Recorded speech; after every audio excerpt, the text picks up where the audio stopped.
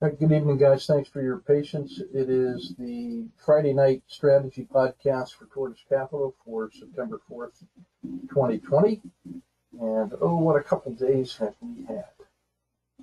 So the first thing that I want to do after these 2 days of extremely increased volatility is kind of put this in perspective. So I want to look at end of February of this year, and what we had was an eerily similar condition to what we're feeling now, and that is we had a grinding bullish move that took the market to all-time highs, and then some COVID happened upon us, and it collapsed from this all-time high, and in a matter of 1, 2, 3, 4, 5, 6 days, we sold off 15%. That's this first red line. That's a 15% sell-off from the high, and then rebounded 5% back to 310. So we went from 340 to 285. That's a $55 move in 6 days. And then from 285 to 310, that's $25. That's actually like a 10% move up the bottom in 2 days. And so when you look at the size of those volatility moves, you can see that is considerably different than what we've been experiencing along the way. In fact, it was only this day here, somewhere around the 1st or 2nd of February. This felt like a volatile day because compared to the previous bull grind, that was a slight gap down and then sold off harshly, 2 to 3 times the size of these previous daily ranges. But when you put that into the perspective of some genuine panic in the streets, you get different appreciation for the magnitude of volatility. And in fact, even with these couple days of expanded volatility, hardly any impact on the width of the Bollinger Band means at all. But by the time you get out here 3 or 4 days, you can see that there is a dramatic change.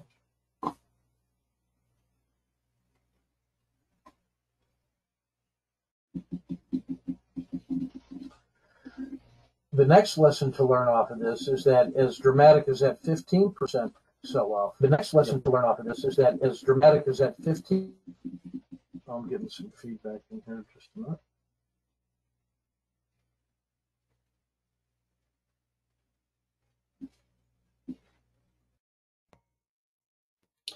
As dramatic as that 15% sell-off felt like, and in fact, just that first 5% sell-off felt pretty remarkable. And this is what a 10%, and this would be the traditional definition of a correction. Whereas what we've seen lately is that a 5% move begins to feel significant. Yeah. Nowadays, a 5% sell-off feels like a correction, and this would be 3 times that size. So 15% is really remarkable. But then when we put that into the larger perspective of what then happened on the second and third legs down, you can now get a real feel for what things were like. And I don't know if we even remember what that was like now, after having experienced 6 months of difficult times as we shoveled our way out of the hole. But that's what that first 15% felt like. And that was only 1/3 of what ended up being a 45% sell-off. So when we spent time over the last week or 10 days or so talking about managing our risk to the downside and ensuring that we were preserving the benefits of these long upward moves, it comes with it a real historical appreciation for just how quickly that worm can turn. Right?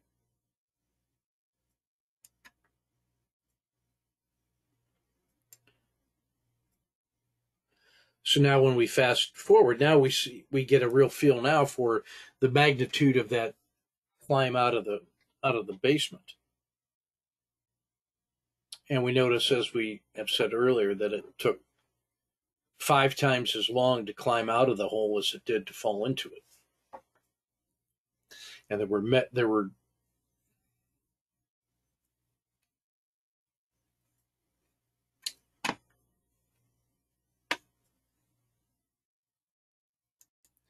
took 5 or 6 times to be able to dig out of that hole. So climbing out of that hole, God bless America.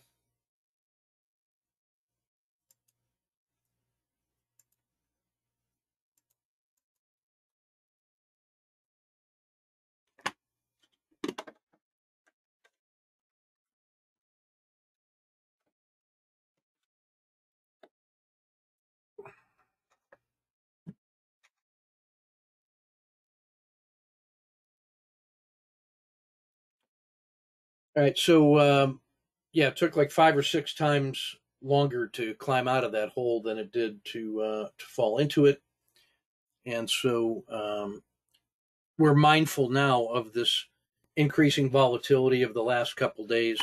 The increasing volatility of the last couple days now has us cautious with respect to the downside risk management as we approach the election.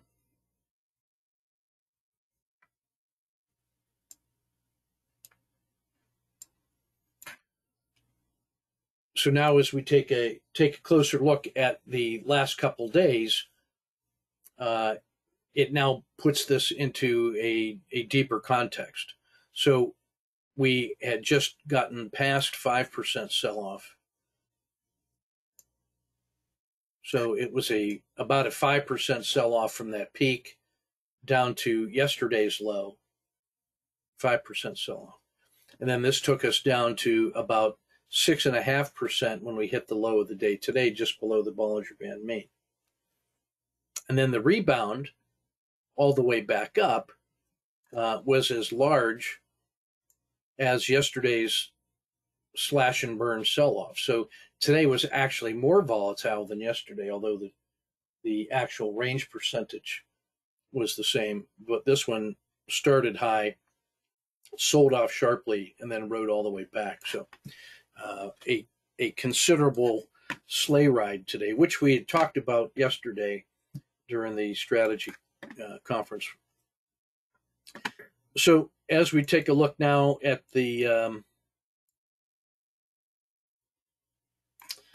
market health check, we're mindful of the last 10 days has been really something else. We've had about a 6% gain from the start of that 10-day period to the high, about a 7% sell-off to the 10-day low today, and then a nice probably 3% rebound to finish in the middle of today's range at 342. But so the tactical ride today was something else, and that just reinforces the message from yesterday, where I said I was under no circumstances going to hold a swing trade over the weekend, but that I was going to be especially well prepared to handle intraday volatility, and that's kind of exactly what we got today.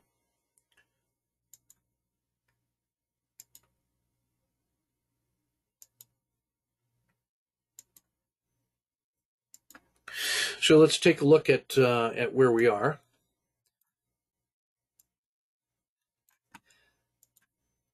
So we have a close in the middle of today's range, right at yesterday's low at 342. So let's take a look at the upside trade, because I think that has some people encouraged, because Tesla, which got as low as 380 today, had a 10% rebound intraday to come back up to about 415. And so I think that's going to be a signal for some people to buy Tesla on a fire sale while it's still 15% off the top. So let's take a look at the upside. So we have today's PSAR at 345, which is also co-located with the lower skin of the dragon at about 346. We have the Z1 line at 346 and 3/4. We have the spine of the dragon and the high of the day, and really Monday's PSAR at between 347 and 348. So that's going to be a nice, I think, strong resistance level. That's being met by the declining RL10 and the upper skin of the dragon here at around 349. That price level is about 2.5% off the top. So it seems to me that that's going to be a really strong resistance level, and that if it can get through that line, then I would take that as a strong indicator of a return to the previous upward momentum. So I think that line is going to be crucial. As I said yesterday, I don't really have a belief in a resumption of this positive trend until it gets above the previous RL10, which is now co-located with the Z2 score at 355.8. So if it can get through that price level, that's like another 2.5%, higher, from here to there is 2.5%, maybe 2%. So if it can get through Z2 and the previous RL10, then and only then do I have some belief that we have a resumption. Until then, this entire region south of that is yellow zone and tactical trading to me.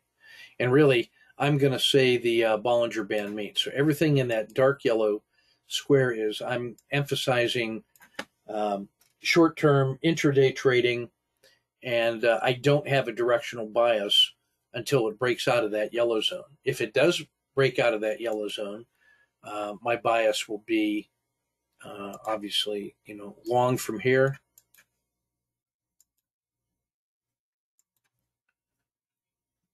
Or short from the Bollinger Band mean low and lower. But otherwise, I'm just playing tactical trades and emphasizing the intraday moves inside of this region. Okay, looking to the downside then, we have today's closing price here again at 342.5, let's call it. Really no resistance, or no support, I should say, until the Bollinger Band mean at 337. And then the 10-day low over here, 334. That one to me is really crucial. If that one breaks, we definitely need to be short, and that's why I pick up my I will pick up my negative bias here on a break of the Bollinger Band mean. So if it breaks through here, then I'm short, and then I'd be looking at adding a second position short if it breaks below the 10-day low, because again, there's no from the 10-day low, there is no support in sight until you just get to the statistical measure of Z1 at 328.7, and then really Z2 and the 30-day low all the way down here to 319. Now, if it were to sell off to 319, that would be about 12% by eyesight. And if you recall that last little look, a 15% move was really just the first third of that Corona panic collapse. So it doesn't feel like we're in that condition yet, but with algorithms and correlated trades and high frequency momentum trading, could this thing become a 15% sell-off next week? It certainly could. I mean, it wouldn't take much geopolitical shenanigans to really throw some chaos into this market. So I'm not sold on the idea that that this rebound is going to follow through. That's why this entire yellow region to me is tactical trading. And I'll be short one here on a swing, short two on a swing, and this is about where I would add that third position if it gets below the Z minus 1 and it breaks out of that river. That's where I pick up the third short. If it breaks below the fourth support level here at the 30-day low at Z2, then that's where I put my fourth position in on swings. Okay. But like anything, on the swing moves happen so quickly that I will be quick to lock in some of those gains intraday in every case. So Eugene asks the question, how does this relate to another stock like Microsoft? Well, Microsoft is a component of all those big indexes. It's in the S&P 500, the S&P 100, the Dow. And so when people are slinging market indices around in the futures and options, that's going to contribute to the momentum that you find in individual stocks.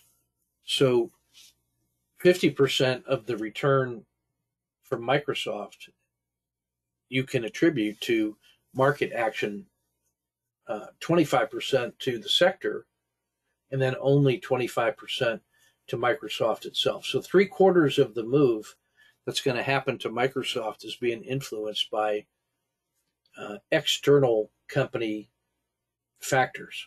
So when guys become specialists in one particular stock, if they're not paying attention to the sector and the market conditions, they're really missing the most important elements of volatility for price action.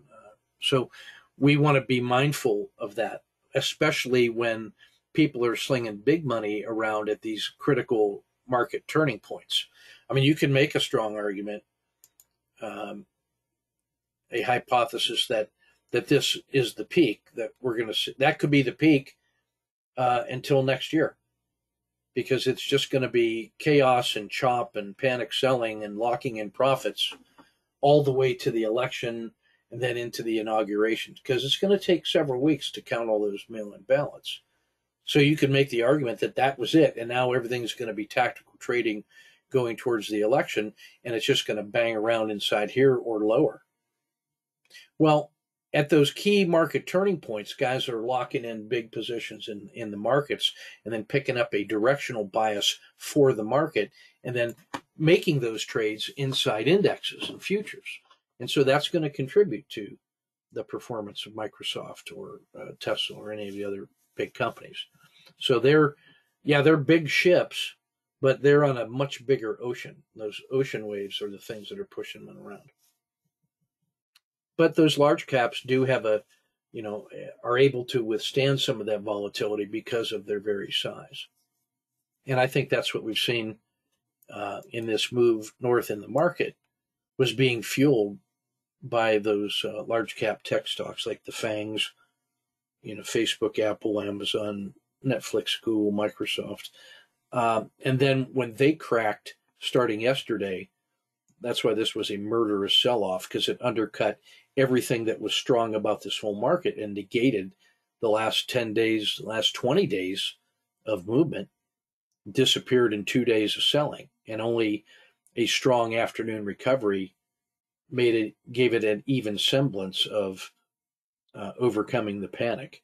But it could only get halfway up the stack. It only got to yesterday's low. So that is not a persuasive argument that this volatility is over. And so the gap was not large. But if we go back and look at February and March, there were some real significant gaps over the weekends when people were doing a little more careful study and putting in large positions to execute at the open. That's going to contribute to gaps. So that's why I didn't want to hold any swing positions over this long weekend, because I think there's going to be a lot of people studying these tea leaves pretty carefully, and it wouldn't surprise me for them to just say, you know what, 55 days before the election, I'm just going to withdraw my exposure.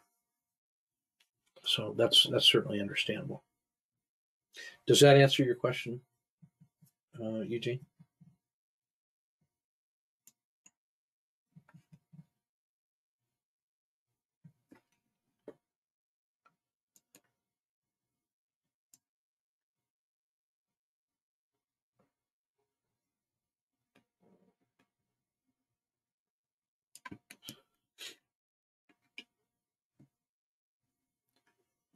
Okay, so next up, let's take a look at our sector performances now.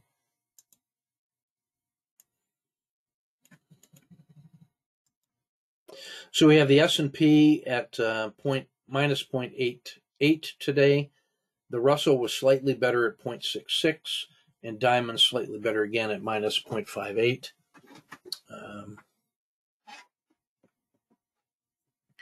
Oddly, the defensive treasuries were down almost 2% again, so just they can't gain traction. It looked to me like there were some symbols that people were preferring from a defensive play rather than the traditional treasuries, but they were looking, I think, there's Apple. We knew the materials were doing better, so there's Nucor, Caterpillar, Cliff, Alcoa, Silver, Goldman, U.S. Steel, and then Tesla came back with a really strong move to finish up 2 3/4.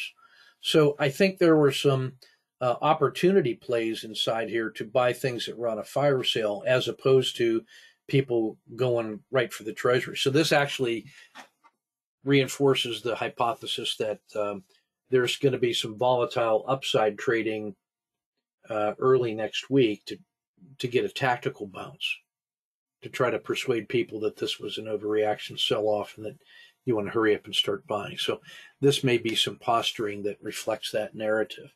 So when we look at the sectors that did better, well, energy and XOP, the oil exploration, those did better, but I think that's more to do with the fact that the energy sector had really been underperforming, and it was like an opportunity to buy it at an even deeper discount. Brazil continued its outperformance. Maybe the worst is behind it, and emerging markets were better than the U.S., a percentage point better. There's basic materials, and then the entire materials sector did well. Like I said, because you got Caterpillar, Cliff, Alcoa, U.S. Steel, Nucor, all doing better than the market. Japan, Mexico, finance. So finance actually recovered pretty well, and not surprisingly, Goldman, which has been outperforming the financial sector, was even better than the sector. So in terms of finding the movers, that's where you want to see, hey, when the market starts recovering, and you reading down from the top, you say, oh, XLF is the strongest S&P sector spider, and then Goldman is even better than this, but that becomes a low-risk trade to find the mover. Commercial property, that was the surprise to me today at plus 3 1/4. I still don't see the logic of that, other than that's just tactical trading pushing a volatile sector around, and people looking to make short-term gains on the oscillation. That's my only explanation for that one. I was surprised to not see more of the tech leaders being bought today. So Apple was kind of a no-brainer. I think Tesla, for the more speculative crowd, is a no-brainer. But then that's really about it. Cisco maybe minus 0.32 and Intel. But the other big hitters in tech, well, were not as good. So let's take a look at what underperformed today. So the market at minus 0.88. Clean energy minus 0.9, consumer discretionary 1.16, the broad techs 1.4, treasuries minus 2, wheat and precious minus 2, and then we talked about this one yesterday, that in my judgment, that 13.5% gain on VIX yesterday was the fourth or fifth day in a row, and it looked like a exhaustion parabolic move to the upside. And so we saw a lot of profit taking as those positions were closed out today. So up 13.5% yesterday, down 8% today. That actually increases the evidence for this being a tactical sell-off and the possibilities of some gains on Monday. And I will be certainly prepared for that. So here's where those other tech leaders can now be found. There's Microsoft minus 1.4, Nikola Motors 1.6, Amazon minus 2.2, Facebook, Nvidia, Google all down around 3%. And then the triple techs minus 4%, and then Twitter gave up some of their big gains at minus 4%. So there were more of the tech leaders underperforming the market, which should tell you that the tech leaders that did win today, I think that's some evidence that they are the favored leaders. So that would lead me to look at and emphasize Apple and Tesla. And really, in the financial sector, Goldman looks like a clear winner. And Brazil and Mexico, just trading them as usual with the hybrid frog is always going to be a good idea. You know, there was a 2% differential between Mexico plus 0.9 and market minus 0.9.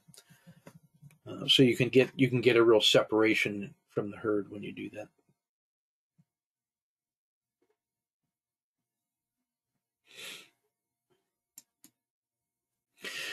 Just something I want to highlight here is that if the 1 minute candle feels a little too fast, you can still trade our patterns because they're fractal on a slower time frame. So it may be that so I'm showing you the 5 minute chart here. So here's where, you know, at 8:30 where the market opens.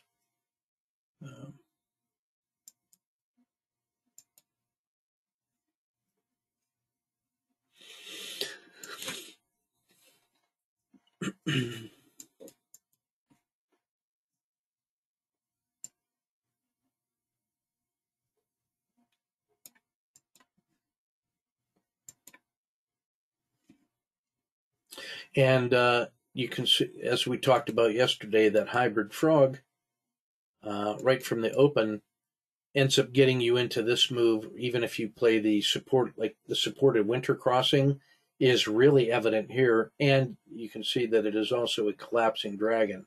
So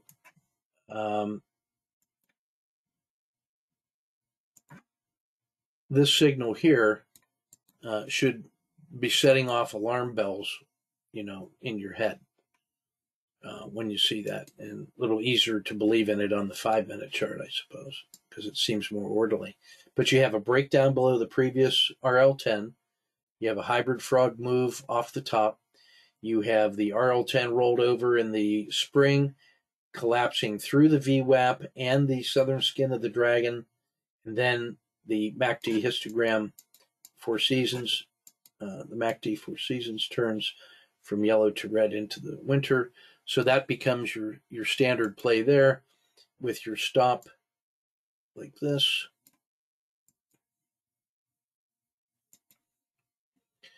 And then if you're just, I would think of this as a relaxed intraday trade. Then if we plot the Wu Wei exit, you know, it looks like this.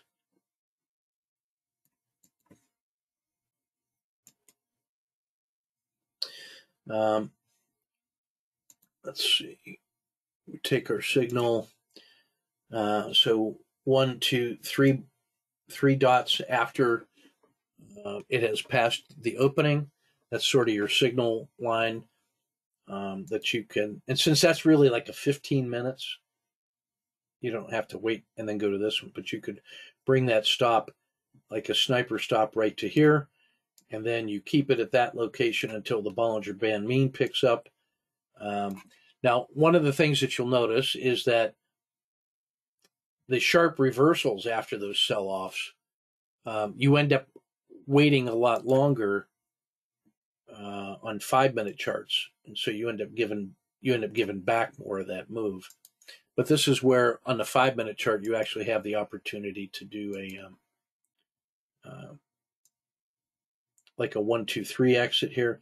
But you know, you end up giving back this much if you play the strict Wu Wei exit.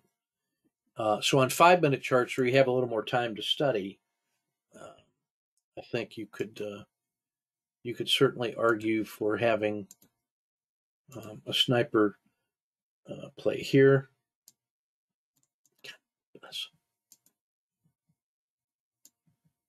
Like a 1, 2, 3, or even the supported spring crossing happens right there. And then notice that now your trade looks a lot more manageable.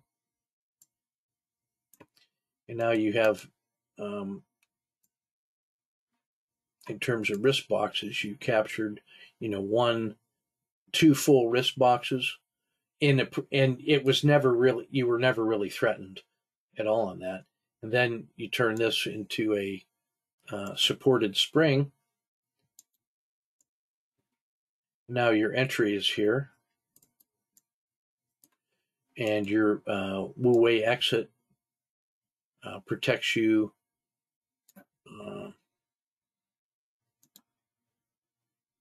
all the way out to here. So you go, let's see, 1, 2, 3 dots above your entry. So right around here, you end up picking up the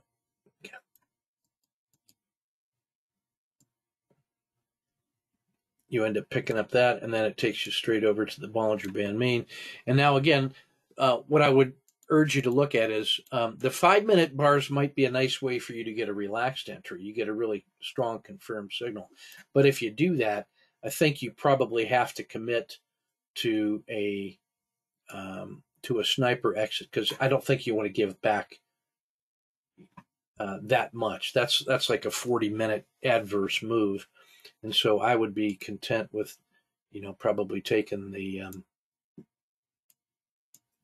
like a sniper exit here, or a 1, 2, 3, or a crossing of the VWAP would get you out there instead of the traditional Wu Wei. And even if you just took half and half, you end up getting 2 pretty good trades in there.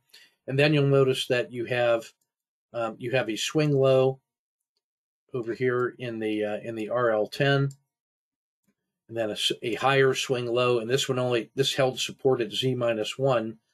So by this time you should have your timing in place, and you end up getting probably an entry right around in here where the winter skips right through spring and goes right into summer, and it's where you're crossing the VWAP. I'm not offended if you buy it in the winter where it's crossing the VWAP, especially on a 5-minute chart.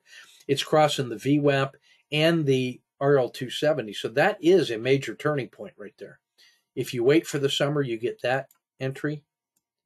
But I just want you to notice that here at this yellow dot is kind of a real tipping point. What I want you to notice in terms of reading the indicators is that you had the RL270 has been decaying this whole way, and up until this point, all the price action was on this side of the RL270. Everything was down below, but now it's price is able to push up through here. So like right here, it got to the 270 and then failed, came back to a higher low, and then took a second run. So that's justified. And now you take a look at the VWAP, which decayed all the way down to here and then got flat. So now you're getting into a sideways quiet channel, and then you're right here in the formation of a Z3 pinch. So that makes either an entry at the yellow dot or at the green dot, or a breakout of Z1 would be fine. And then you'd be pretty happy with that. And then if you're looking just to manage this, you probably end up taking this recovery back to the Z1. So there was a way really to get 3 significant directional trends out of today's move, even using something as relatively slow as a 5-minute 5-minute candle. And then as an indicator, you might use this to get your entry and then dial down to a 3-minute or a 1-minute to get your exit. But on the other hand, you could have stayed with that 5-minute bar all the way down. And then one of the things that might trigger you is just say, hey, look, this thing's riding the edge of the Z-3 all the way down. And here's 2 bars where it couldn't go any further, and it started to retrace, and it comes back to the Z2, up to the skin of the dragon. That's why that's a really good exit. If you can just read the tea leaves a little bit. That was a 15-minute reversal move. And even if you just use the PSAR, you're pretty happy with that too. So as an intermediate time frame, that 5-minute and the 10-minute give you some ways to participate in these large directional moves, but without being as nervous in the service as the 1-minute bars can often feel like.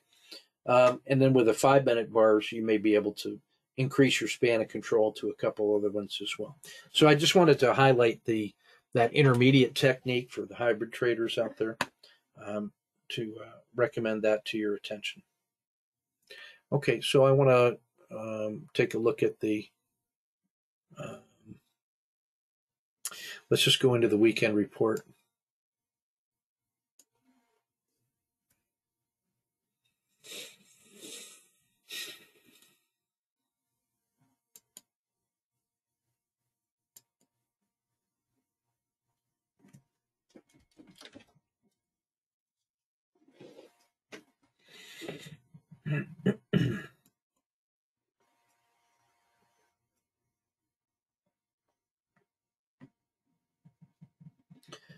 All right, so let's look at this. Starting with the weekend report. Okay, so this is for September 5th for tomorrow. So we went from bullish quiet back to bullish normal. So this actually makes it a little easier to believe in the swing trades because it's not as overheated anymore. That quick sell-off has now made it feel more realistic and normal, and now maybe there's a buy on dip opportunity. So you can see that now in the oversold conditions on the 3 and 10-day look back, while the longer term trends remain still very strong. And then only the 30 period in the middle kind of stuck in no man's land. The bullish move is still intact. Still a very strong trend at ADX greater than 41, but you notice that has rolled over and it's now starting to diminish. That was as high as 44 earlier this week. ATR percentage again went up another 0.2%. It's now at 1.38. 4 days ago, that was at 0.88. So that's a 50% increase going from 0.88 to 1.38. That's an increase of 0.5% in daily ATR percentage. So that's a pretty rapidly adaptive measure of ATR percentage. So Lisa asked me a question about ATR percentage, and so I wanted to answer that one tonight because I noticed that she's in here. It says ATR percentage parentheses 100, so I wanted to spell that out a little bit.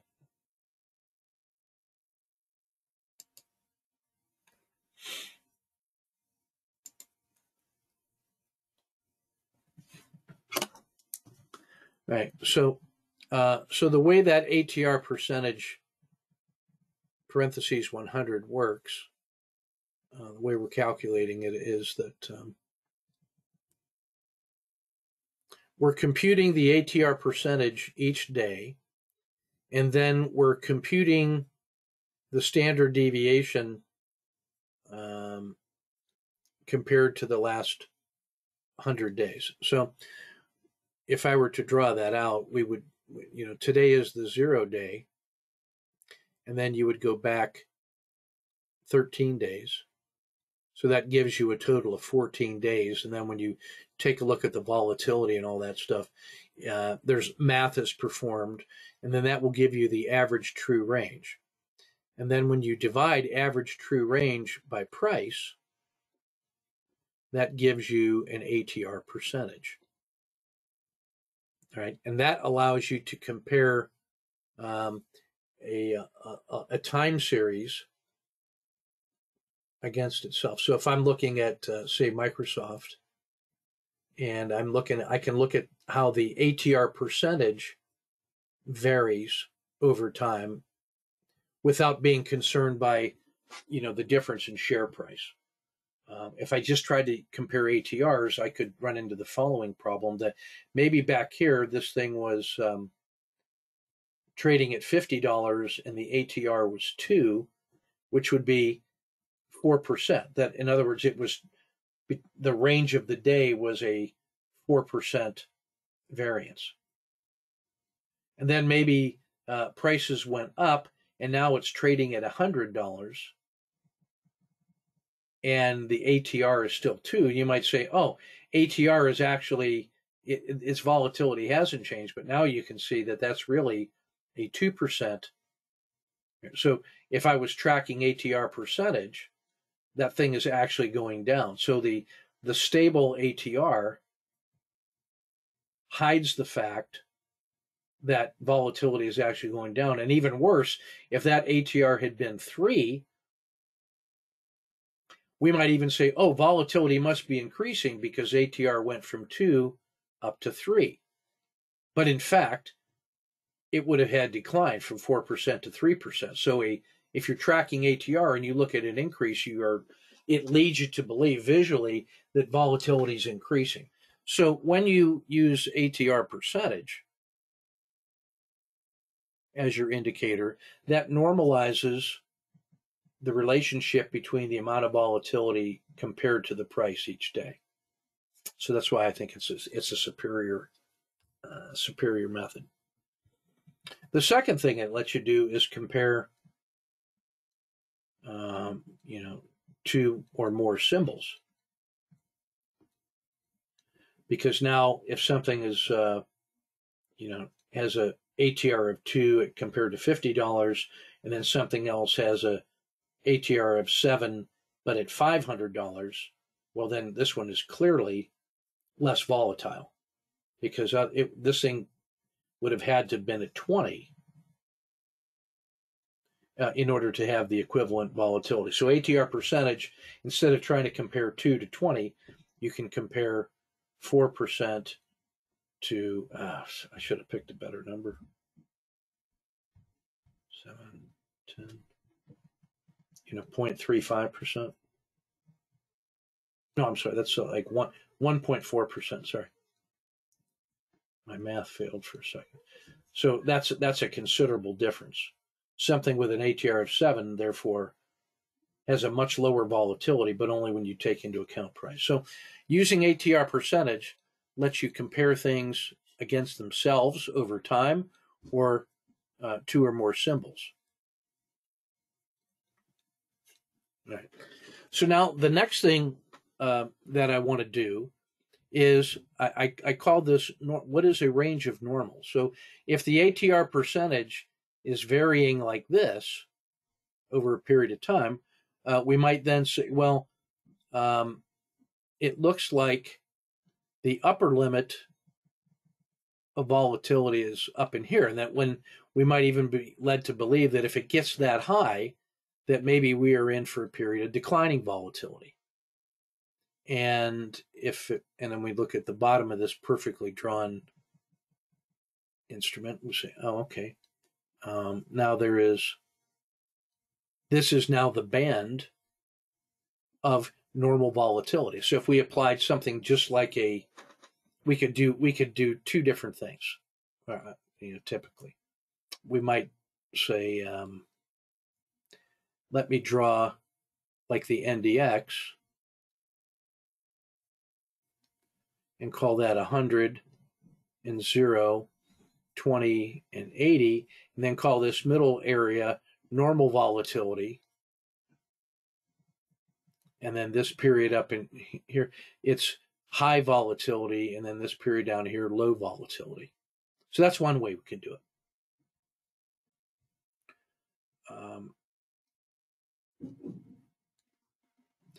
The second way, which is the way that I actually do it, is I'm looking.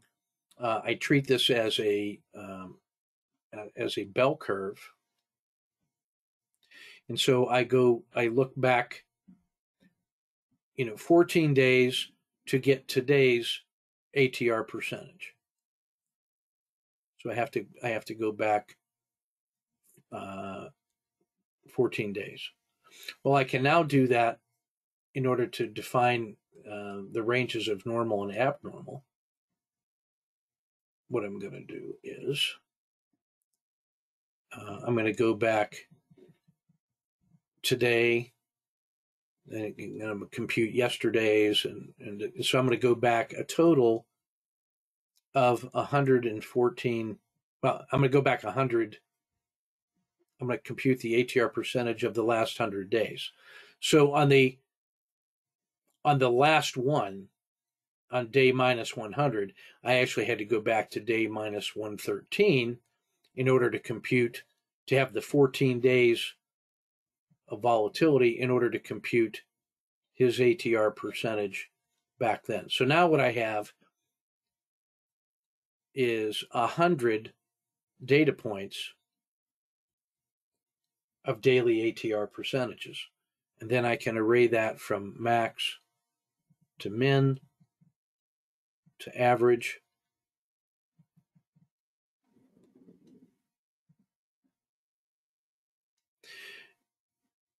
And then I can compute the standard deviation of all that. So if I find the average, then I can go plus or minus 1 standard deviation. And then I can call, so that's a plus 1 and minus 1. Now all of this region in here, average plus or minus 1 standard deviation is now going to be normal.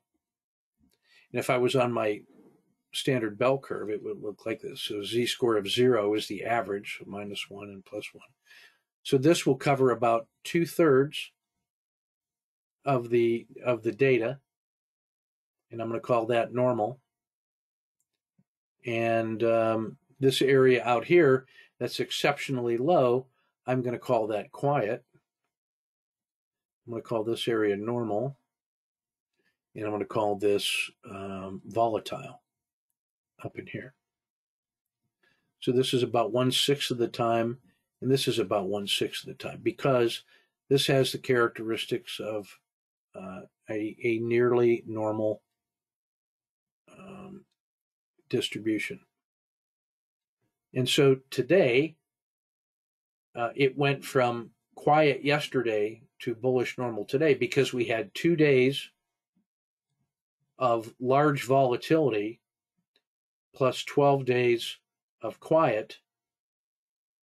Math is performed and it moved back into normal today. So when we look at the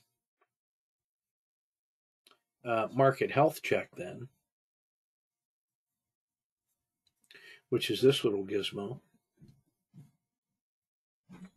based on our study of daily returns over the last 20 years, I guess it's now 40 years,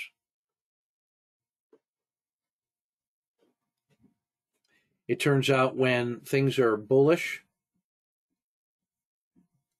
tomorrow on average is up. And also if it is sideways quiet, that's also a good thing. The other sideways markets,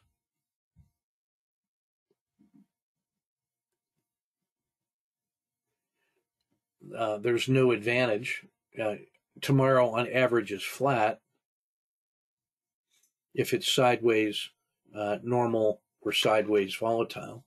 And then any bear market on average is down tomorrow. So when we put all that stuff together, when you have bullish, sideways, and bear, and then you have volatile, normal, and quiet, when we read that, we have a bias for being long on swing trades on any bull plus the sideways quiet. And yesterday it was here, and today it's here. So it's moving in the direction towards volatility. So it's still good, but it's not as easy. And then if it's sideways volatile or sideways normal, then there's really no advantage in the swing trade at all, because it's a coin flip on whether it'll close up or down on average. And then anytime there's a bear market, there's no advantage on average of holding it overnight to the long side. There are certain special conditions when it's okay, but that's what our mechanical swing trades are for. So this is the theory and practice of market classification using price with respect to the 200-day moving average, bull, sideways, and bear, and then with respect to the 100-day volatility statistics of volatile, normal, and quiet. So when you read ATR percentage 100, what it really means is we're taking the ATR 14, expressing that as an ATR percentage, and then we compare to the last 100 days. And then that gives us the volatility reading, and then price with respect to the 200-day moving average gives us the bull, sideways, or bear. And the way that works, since we're here, is that if you have the 200-day moving average right here, then we just plot a 2% band, and then we call everything between those plus or minus 2% as sideways. Then if it's more than 2% above, it's bullish. If it's more than 2% below, then it's bearish. And again, we've done the stats on that says when it's in sideways, tomorrow on average is flat. When it's more than 2% above the 200-day moving average, tomorrow on average is up. When it's more than 2% below the 200-day moving average, tomorrow on average is down. So independently, it's good to know bullish, sideways, or bearish. Independently, it's good to know what the volatility statistics are. And then when you actually combine those and then study the results of 9 different buckets, then you get this color scheme over here, where any bull plus sideways quiet is good. The other sideways markets are flat, and bears are bad for the long side. Okay? So does that answer your question, Lisa?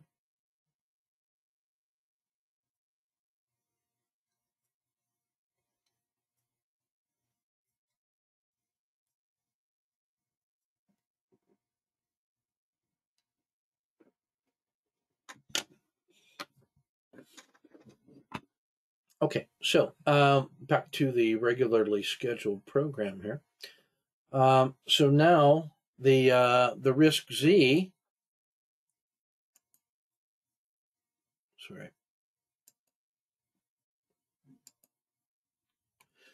The risk Z is another measure of volatility that uses a different categorization. So on that one, what we're doing, since we're here,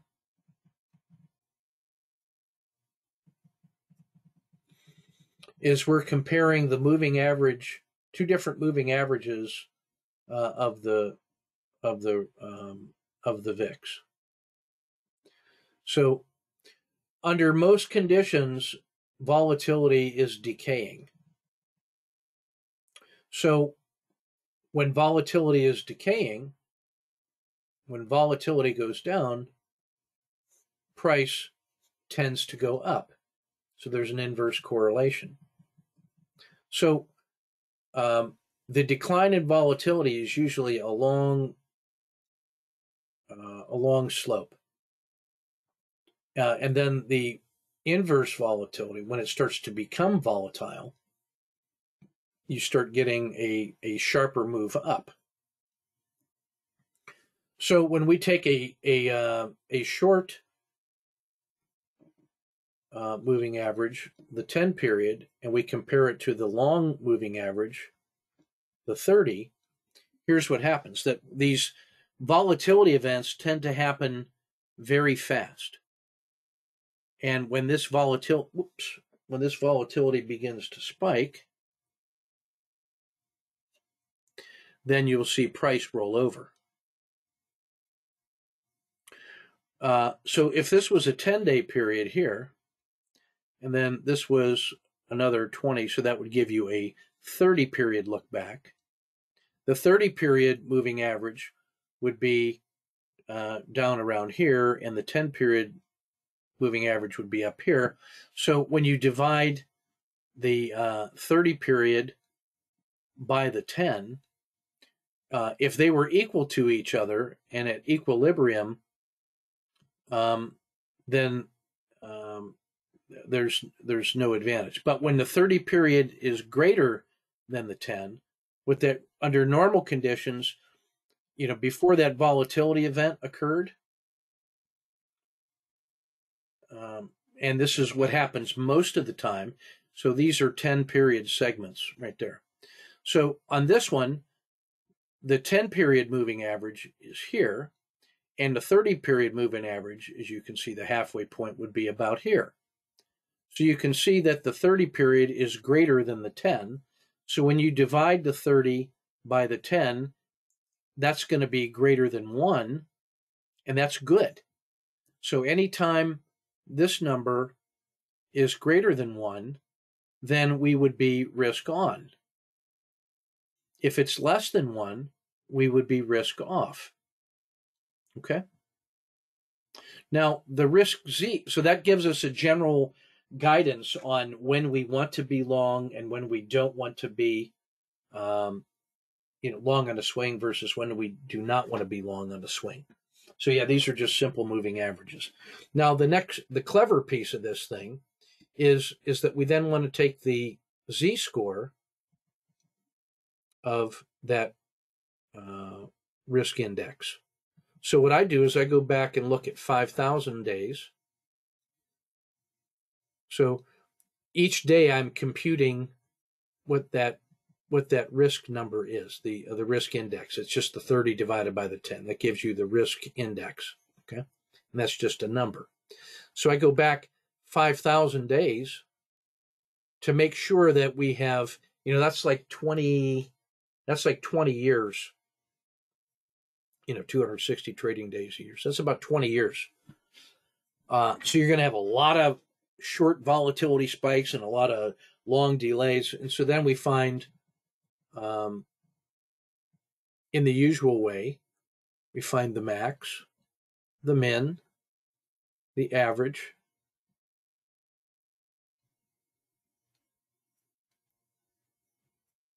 and then the standard deviation, and that gives us this, again, the Z-score of 0, +1, and -1. And so as long as the risk Z is between 1 and -1, it's in a normal reading. And so we can still have a directional bias if this thing, we can have the risk on, risk off, but we want to know these extreme conditions, because this is where these very significant turning points occur. So there's a turning point that occurs when it goes from +1 to -1, or it gets positive or negative. But there's also this downward move here in the winter is great for day trading, horrible for long side swing trading. But once it turns into the spring, this is the place to start getting the initial swing trade positions in. And then when it crosses over into the summer, this is where it's double plus good for the swing trade. So we want to get those things started in the spring with the early adopters, so that when the late mass adopters come in, that pushes us into big wins. But then when it rolls over at an extreme condition, now we're going to be prepared for short-term spikes. So you've heard me talking about for almost the last 15 days that once this thing rolled over, the probability of these sharp volatility spikes to the downside is beginning to increase. Well, we saw that happen right down in here. So we had as much as 10 days early warning. That volatility had just been so good, it was starting to get a little nervous. And by watching the risk Z, we could tell if this was a turning point at an extreme condition or if it was just normal idling. So a couple things that we pay attention to on this particular indicator. Is that we're looking for what happens at the zero line. We're looking for the seasonality, and we interpret this again. exactly the same way as we do the 4 seasons of the MACD. So winter means winter, spring still means spring, summer is summer, and fall is fall. Exactly the same interpretation, but this is one that is timed for swing trades primarily. Okay, so that's what I want to say about that.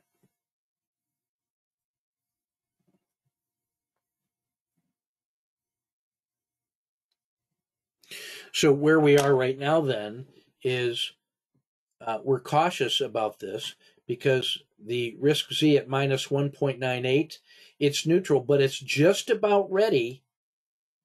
It wouldn't take much more for this to go below -1, and then it becomes exceptional. This was the horrible sell-off in March. This was that first 15%. This was the next 30%.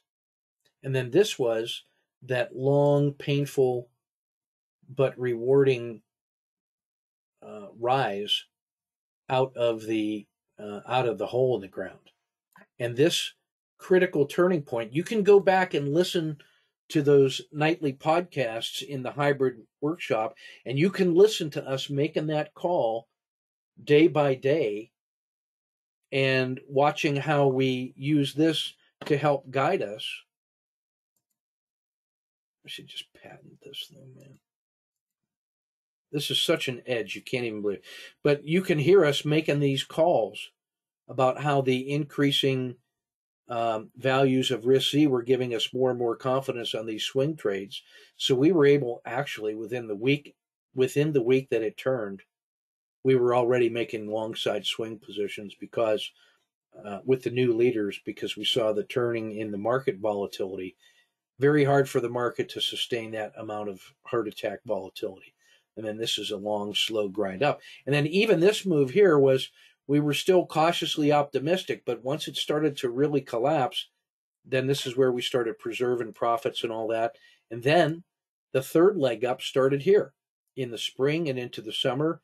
And all this has been good for the last 30, 40 days until just recently we got the early warning about the collapse. So this risk Z, that's why even on the daily report, that's the risk Z, this one, and then also the market classification, and then the multi-time frame indexes. This gives me everything that I need to be able to manage my hybrid trading for core, swing, and day trading, and the hybrid techniques that pull them all together. So I just wanted to share that with you. Okay. Market monthly health check. I want you to notice that this is the first month where the current price is below the open. So last month finished strong, lower open, higher close, lower open, higher close, lower open, higher close, lower open, higher close. This was the painful month, higher open, lower close. So this is now reversing the trend that we had become accustomed to of the last 5 months. That's why I wanted to highlight what it was like during this period of sell-off. Like, this is only a 6.5% sell-off from peak to trough. This one was 15%, and that was just the first leg. And then the big collapse came with another 30% sell-off in here. I'm not saying that's going to happen here, but in terms of magnitude, that's where we're at. Now, we still have only come back halfway through August's gains, but you can see that we were overheated up here around Z3 and have now pulled back just above Z2, and even that's kind of overheated. So we got to be mindful of where these price levels are. And we look at the weekly. Again, notice just how orderly this whole move has been all the way up. Pretty much stayed north of the dragon spine and got almost up to Z2 and collapse. Again, notice in every case, these are all higher lows. The last time we had a lower close than the open was, 13 weeks ago. But everything after that has been a higher close, the positive weekly moves. This was the first negative weekly move. The last time we had that one On this one, there was some more weakness, but then a gain. And after this one, started the long gain. So, this is not reason to panic. It's a reason to be alert and aware that has come back into normal, regular pricing. But just notice how much in 1 week erased the last previous 4 weeks of painful gains. This was hard work. This was lost in 2 days. So we got to be mindful of what happens with short-term volatility. We've already seen the daily. So just a quick look at things that were working. This is the breaking of the techs. And even treasuries are suffering. And this one in Brazil, that was kind of the anomaly. You had, we'll see Brazil on the ETF 32, but so this is the anomaly here that maybe this is excess tech gains are being invested in the lowest performer, just like sector recycling or portfolio rebalancing. Take the, harvest the excess gains and buy the thing that is dramatically out of favor, believing that it can't go to zero. So maybe that's what it is. So both techs got smashed. Consumer discretionary, not as much. Materials, that's some broad-based gains that we saw there in U.S. Steel, Nucor, and maybe that's just buying America for the long run and the rebuild and cycling into the material sector at the front end of the business cycle. And again, you can see Latin America. I also want to just highlight the weakness in the energy spider. The dogs upstairs agree. All of the big winners, all were taken out and assassinated. And that is tied into my discussion all week about why I was playing the tight stop on the on those excess gains. Why I pay attention on the risk side. And now you can see that Brazil has joined Latin America in the rebound. And materials also kind of standing out pretty well. Industrials weren't so bad. So industrials and material is sort of the engine of manufacturing. And food did pretty good. DBA. It didn't fail. In the Dow, the tech leaders, Apple, Salesforce, Microsoft got smashed. Cat and DuPont, that's the non-techs, and that's key to the industrials and materials, so that should catch our interest. To a lesser extent, Coke, American Express, and Morgan. And Goldman Sachs is on my mind too, because they've been standing out on the daily performances, and it's not as bad as other things, but it's been underperforming. This might be the beginning of some turnarounds here. These two, Cisco and Intel, it's just hard to believe that they can be so bad. They're so fundamental to our tech base.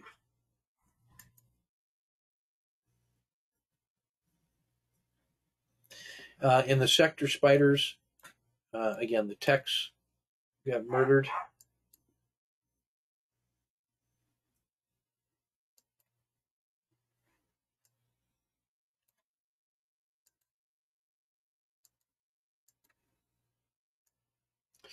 Yeah, so the techs got murdered here. Software services, biotech, telecom got smashed. But banks, regional banks, and insurance, the financial sectors did okay. And again, materials sticking out. That one feels a little less cyclic or less volatile to me than the banks. Like, you could make the argument that they were just buying a reasonable asset on a hugely discounted basis, whereas this actually looks like something that was performing well and just moved into the leadership position by default after the previous leaders got smoked. That's how I'm reading it. Same thing on the ETF Max. U.S. tech still is residually strong. I think that's still going to be the default. Like if you wanted to own tech last week, why wouldn't you want to own tech this week going forward? And I think that helps explain the rise in Apple and Tesla, which would be my priorities.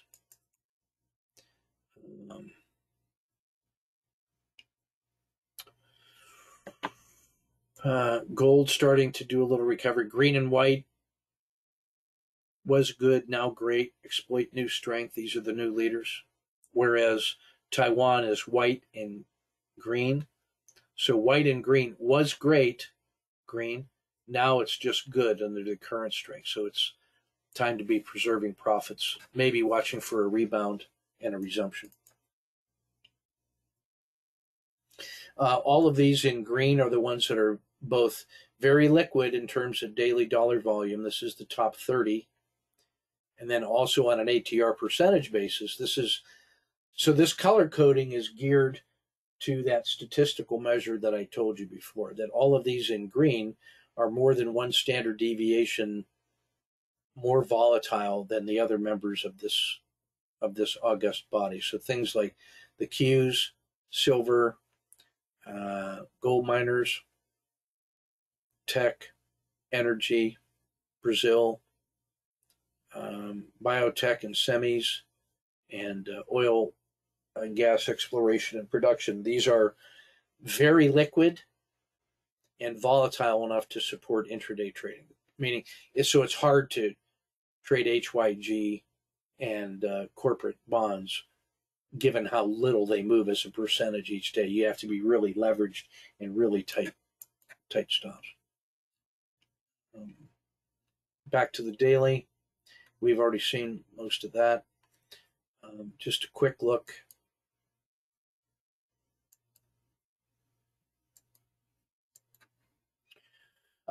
Lots of channeling and overreactions. This is what happens when you have that strong move up and a significant move back. You get things that are now oversold, and then these become candidates for doing well. Like, for instance, now you should really be interested in Home Depot. It's 2.6 to 1 on the auto framer. I'm not saying automatically buy this, but this is definitely worth framing.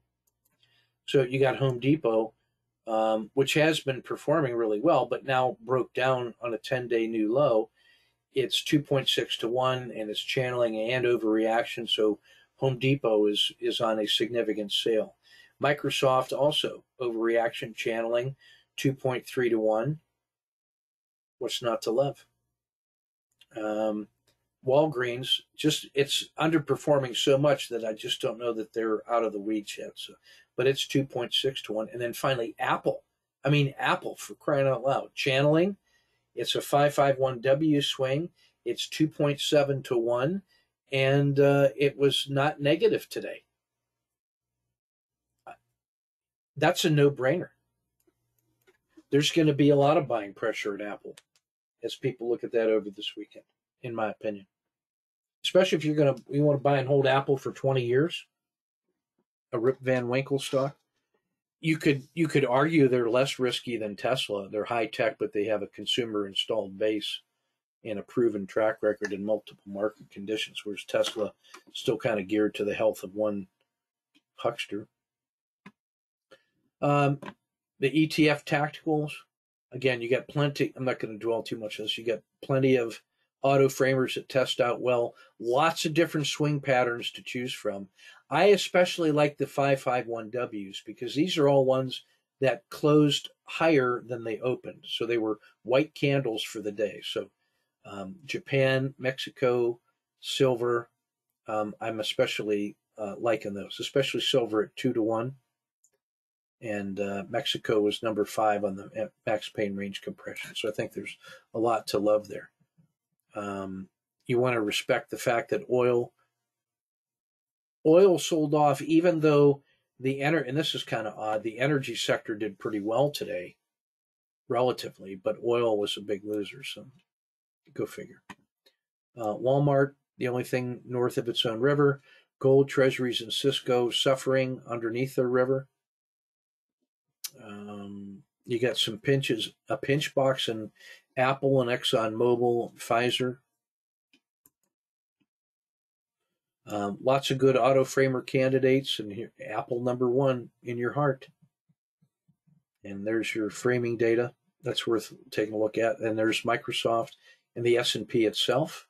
So in silver and energy, lots of goodies to work on right there. So I'm going to stop right there because I think you have enough to get ready. So I'm still going to be ready from the open for probably 2 more days of day trading. But I will tell you, if these techs start moving, I'm going to keep them as swing trades to the long side. So I'm going to take that as a vote of confidence in the techs. If they outperform and close well, and I'm going to front load that with Tesla and Apple. But I'm also looking at Home Depot and Goldman as opportunities to buy quality on sale. And probably Microsoft too. So those are going to be my top 5. All right. So that's everything I got for you. We've been at it for almost 2 hours and we started late. So tomorrow morning, let's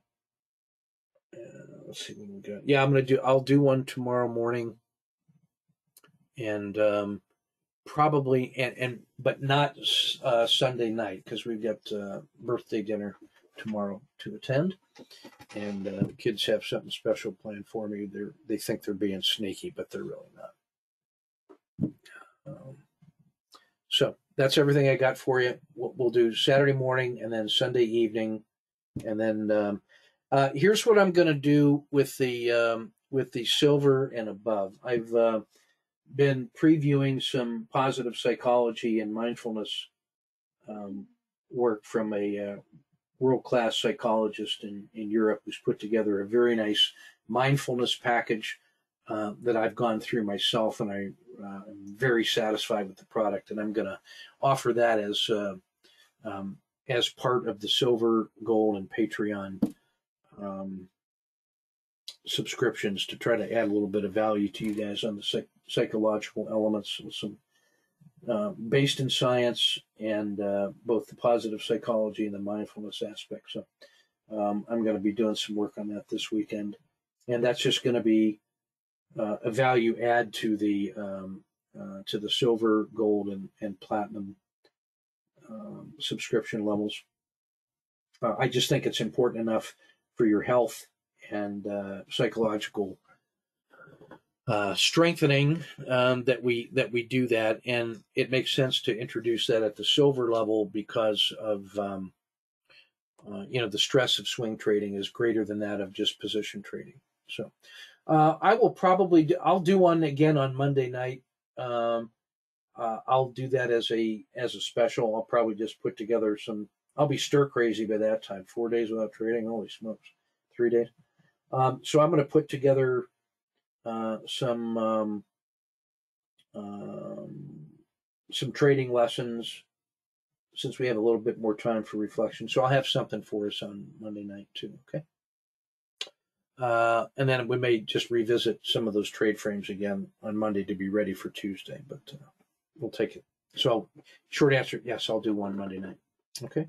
And thank you. I will enjoy my birthday.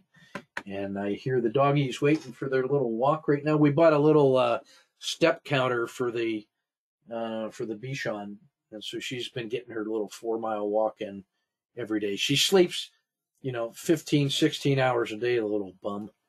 But around this time, she knows it's time for a walk, and she just gets so fired up. She just gets mad if I don't walk her. So if you have a fat dog, then you need to be walking more, but she's not fat because she gets a lot of exercise. The other one's kind of a Springer Spaniel and Retriever and Poodle, so she has a motor on her that just goes forever. And the Huskies they're professionals, and they just watch and enjoy. Anyway, take good care, guys. Have a great weekend. Be safe. Take care of your families. Take care of yourselves. And we'll see you tomorrow.